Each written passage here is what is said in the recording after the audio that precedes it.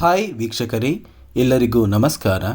ಗೃಹಲಕ್ಷ್ಮಿ ಯೋಜನೆಯ 12ನೇ ಕಂತಿನ ಹಣ ಕುರಿತು ಸಾಕಷ್ಟು ಫಲಾನುಭವಿಗಳು ಪ್ರತಿನಿತ್ಯವೂ ಕೂಡ ಇಂದು ನಮ್ಮ ಬ್ಯಾಂಕ್ ಖಾತೆಗೆ ಹಣ ಬರುತ್ತೆ, ನಾಳೆ ಬರುತ್ತೆ ಅಂತ ಪ್ರತಿನಿತ್ಯವೂ ಕೂಡ ವೆಯ್ಟ್ ಮಾಡ್ತಾ ಇದ್ದೀರಾ. ಆದರೆ ನಮ್ಮ ಬ್ಯಾಂಕ್ ಖಾತೆಗೆ ಯಾವುದೇ ರೀತಿಯ ಒಂದು ಹಣ ಜಮಾ ಆಗಿಲ್ಲ ಅಂತ ಫಲಾನುಭವಿಗಳು ಕಮೆಂಟ್ನ ಮಾಡ್ತಾ ಇದ್ದೀರಾ. ನೋಡಿ ಸ್ನೇಹಿತರೆ, ಸರ್ಕಾರದಿಂದ ಕೊನೆಗೂ ಫಲಾನುಭವಿಗಳಿಗೆ ಗೃಹಲಕ್ಷ್ಮಿ ಯೋಜನೆಯ 12ನೇ ಕಂತಿನ ಹಣನ ಬಿಡುಗಡೆ ಮಾಡಿದ್ದಾರೆ. ಇಲ್ಲಿ ನಾಳೆ ಬುಧವಾರ ಅಂದರೆ ಸೆಪ್ಟೆಂಬರ್ 25ರಂದು ಕರ್ನಾಟಕದ ಕೆಲವು ಜಿಲ್ಲೆಗಳ ಫಲಾನುಭವಿಗಳಿಗೆ ಸರ್ಕಾರ ಹಣನ ಜಮಾ ಮಾಡ್ತಾ ಇದ್ದಾರೆ. ನಾಳೆ ಸೆಪ್ಟೆಂಬರ್ 25 ಬುಧವಾರ ಯಾವ ಜಿಲ್ಲೆಗಳಿಗೆ ಹಣ ಬರ್ತಾ ಇದೆ ಅಂತ ತಿಳಿಸ್ಕೊಡ್ತಾ ಇದ್ದೀನಿ. ಅದಕ್ಕಿಂತ ಮೊದಲು ವಿಡಿಯೋ ನೋಡ್ತಾ ಇರುವ ಪ್ರತಿಯೊಬ್ಬರ ಹತ್ರ ಕೂಡ ಒಂದು ಚಿಕ್ಕ ರಿಕ್ವೆಸ್ಟ್ ಇದೆ. ನೋಡಿ ಸ್ನೇಹಿತರೆ, ನೀವೇನಾದ್ರೂ ಇನ್ನೂ ಕೂಡ ನನ್ನ ಚಾನಲ್ನ ಸಬ್ಸ್ಕ್ರೈಬ್ ಆಗಿಲ್ಲ ಅಂದರೆ ದಯವಿಟ್ಟು ಪ್ರತಿಯೊಬ್ಬರೂ ಚಾನಲ್ನ ಸಬ್ಸ್ಕ್ರೈಬ್ ಮಾಡ್ಕೊಳ್ಳಿ, ಹಾಗೆ ವಿಡಿಯೋಗೆ ಒಂದು ಲೈಕ್ನ ಕೊಡಿ. ಹೌದು ವೀಕ್ಷಕರೇ, ಗೃಹಲಕ್ಷ್ಮಿ ಯೋಜನೆಯ ಪ್ರತಿಯೊಂದು ಫಲಾನುಭವಿಗಳಿಗೆ ಕಳೆದ ಒಂದು ತಿಂಗಳಿಂದ ನಮ್ಮ ಬ್ಯಾಂಕ್ ಖಾತೆಗೆ ಇಂದು ಹಣ ಜಮಾ ಆಗ್ಬೋದು ಅಥವಾ ನಾಳೆ ಜಮಾ ಆಗ್ಬೋದು ಅಂತ ಪ್ರತಿನಿತ್ಯವೂ ವೆಯ್ಟ್ ಮಾಡ್ತಾ ಇದ್ದೀರಾ. ಆದರೆ ಇಲ್ಲಿಯವರೆಗೂ ಸರ್ಕಾರದಿಂದ ಹಣ ಜಮಾ ಆಗಿಲ್ಲ ಅಂತ ತುಂಬ ಜನ ಕಮೆಂಟಲ್ಲಿ ಹೇಳ್ತಾ ಇದ್ದೀರಾ. ನೋಡಿ, ಸರ್ಕಾರದಿಂದ ಹಣ ಜಮಾ ಆಗಿದೆ ಅಂತ ನೀವು ಕೇಳಿದರೆ, ಹೌದು ವೀಕ್ಷಕರೇ, ಸರ್ಕಾರದಿಂದ 12ನೇ ಕಂತಿನ ಹಣ ಜಮಾ ಆಗಿದೆ. ಆದರೆ ನಿಮ್ಮ ಬ್ಯಾಂಕ್ ಖಾತೆಗೆ ಇನ್ನೂ ಸಹ ಹಣ ಬಂದಿಲ್ಲ ಅಂದರೂ ಕೂಡ ಸರ್ಕಾರ ಫಲಾನುಭವಿಗಳಿಗೆ 12ನೇ ಕಂತಿನ ಹಣನ ಈಗಾಗಲೇ ಬಿಡುಗಡೆ ಮಾಡಿದ್ದಾರೆ. ಸಚಿವೆ ಲಕ್ಷ್ಮೀ ಹೆಬ್ಬಾಳ್ಕರ್ ಅವರೇ ಕೊಟ್ಟಿರುವಂತಹ ಒಂದು ಮಾಹಿತಿಯ ಪ್ರಕಾರ ಈ ಹಿಂದೆ ನಾವು ಫಲಾನುಭವಿಗಳಿಗೆ ಒಟ್ಟು 12ನೇ ಕಂತಿನ ಹಣ ಮತ್ತು 13ನೇ ಕಂತಿನ ಹಣ ಅಂದರೆ 4,000 ಹಣನ ಜಮಾ ಮಾಡ್ತೀವಿ ಅಂತ ತಿಳಿಸ್ಕೊಟ್ಟಿದ್ವಿ.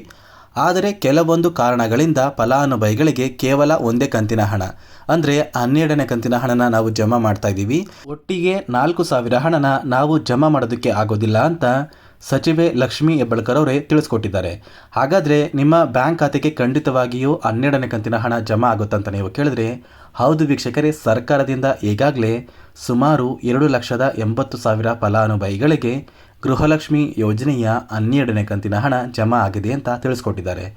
ಇಲ್ಲಿ ನಾಳೆ ಬುಧವಾರ ಸೆಪ್ಟೆಂಬರ್ 25ರಂದು ಕರ್ನಾಟಕದ ಯಾವ ಜಿಲ್ಲೆಗಳಿಗೆ ಹಣ ಜಮಾ ಮಾಡ್ತಾ ಇದ್ದಾರೆ ಅಂತ ತಿಳಿಸ್ಕೊಟ್ಟಿದ್ದಾರೆ.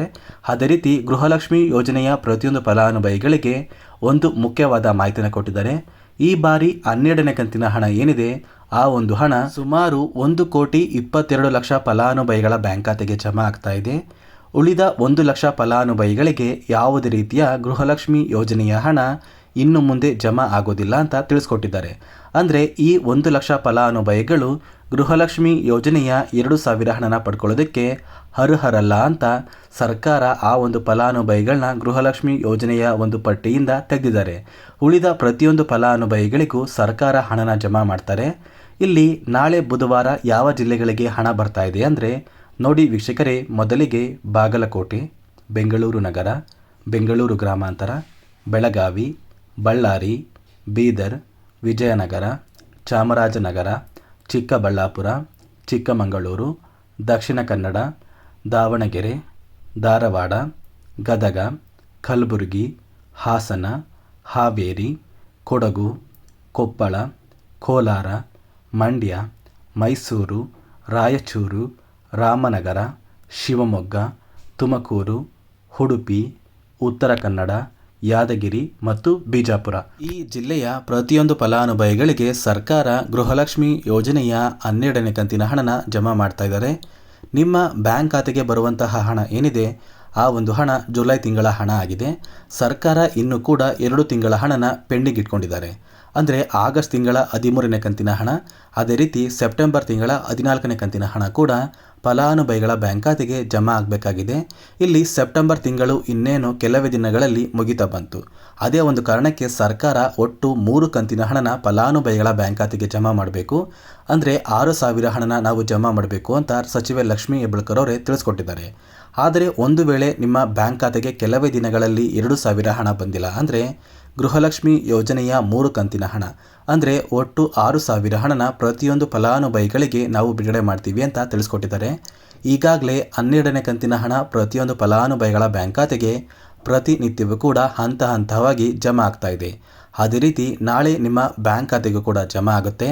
ನೀವು 12ನೇ ಕಂತಿನ ಹಣನ ಪಡ್ಕೋಬೇಕು ಅಂದರೆ ಈಗಾಗಲೇ ಸರ್ಕಾರದಿಂದ ಬಂದಿರುವಂತಹ ಒಟ್ಟು 11 ಕಂತಿನ ಹಣ ನಿಮ್ಮ ಬ್ಯಾಂಕ್ ಖಾತೆಗೆ ಜಮಾ ಆಗಿದ್ದರೆ ಖಂಡಿತವಾಗಿಯೂ ಗೃಹಲಕ್ಷ್ಮಿ ಯೋಜನೆಯ 12ನೇ ಕಂತಿನ ಹಣ ಜಮಾ ಆಗುತ್ತೆ. ಪೆಂಡಿಂಗ್ ಇರುವಂತಹ 13ನೇ ಕಂತಿನ ಹಣ ಮತ್ತು 14ನೇ ಕಂತಿನ ಹಣ ಫಲಾನುಭವಿಗಳ ಬ್ಯಾಂಕ್ ಖಾತೆಗೆ ಯಾವ ಒಂದು ದಿನ ಸರ್ಕಾರ ಬಿಡುಗಡೆ ಮಾಡುತ್ತೆ ಅಂತ ಇನ್ನೂ ಕೂಡ ಒಂದು ಮಾಹಿತಿನ ಕೊಟ್ಟಿಲ್ಲ. ಇದಿಷ್ಟು ಗೃಹಲಕ್ಷ್ಮಿ ಯೋಜನೆ ಕುರಿತು ಸರ್ಕಾರದಿಂದ ಬಂದಿರುವಂತಹ ಒಂದು ಮಾಹಿತಿಯಾಗಿದೆ. ವಿಡಿಯೋ ನೋಡ್ತಾ ಇರುವ ಪ್ರತಿಯೊಬ್ಬರು ಕೂಡ ನನ್ನ ಚಾನಲ್ನ ಸಬ್ಸ್ಕ್ರೈಬ್ ಮಾಡ್ಕೊಳ್ಳಿ, ಹಾಗೆ ವಿಡಿಯೋಗೆ ಒಂದು ಲೈಕ್ನ ಕೊಡಿ.